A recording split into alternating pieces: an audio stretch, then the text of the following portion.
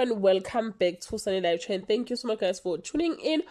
Well guys, I'm back again with the Mzansi Celebrity Stories and namhlanje guys sikhuluma ke ngeindaba ke ezingekho mnandi. Ilokhu ingene njalo ke imiyalezo yenduduzo emndenini ke kamama ke uCynthia Shange.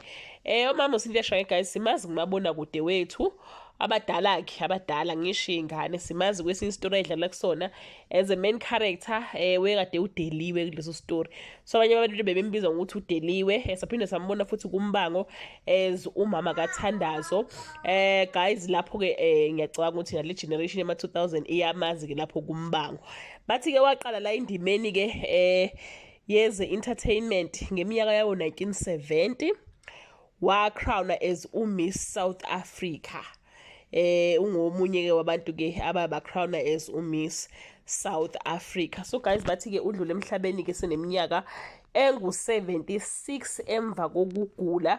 She was hospitalized then ke namhlanje kuseni kwase kuvela ke indaba zokuthi ke akasekho ke emhlabeni. Angazi guys noma mhlambe imina kuphela yini kodwa mangimbona njalo ngihleze ngizomconfuse kanye ke nomama ke uThembi Mtshali Jones owedlala indawo kaThoko kwiS Good Is Nice. Bona bawuthushe mangifuna uqamba bayangidida kakhulu but now ngiyabona ukuthi abafani kodwa nje mangabe ngibabona I'm like there's two and ngowe age guys balingana bonke benda 76 nomama ke uCynthia naye she was 76.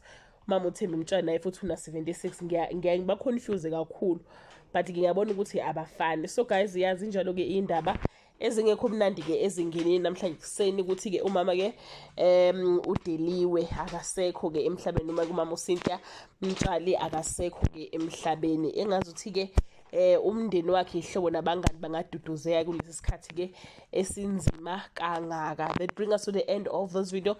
Do share on the comment section ukuthi wena umkhumbula ngimuphi umdlalo. Mina nje sengishilo ukuthi kudeliwe ngiyamkhumbula nakumbango futhi ngiyamkhumbula. So yeah guys, do that in the comment section. Bye.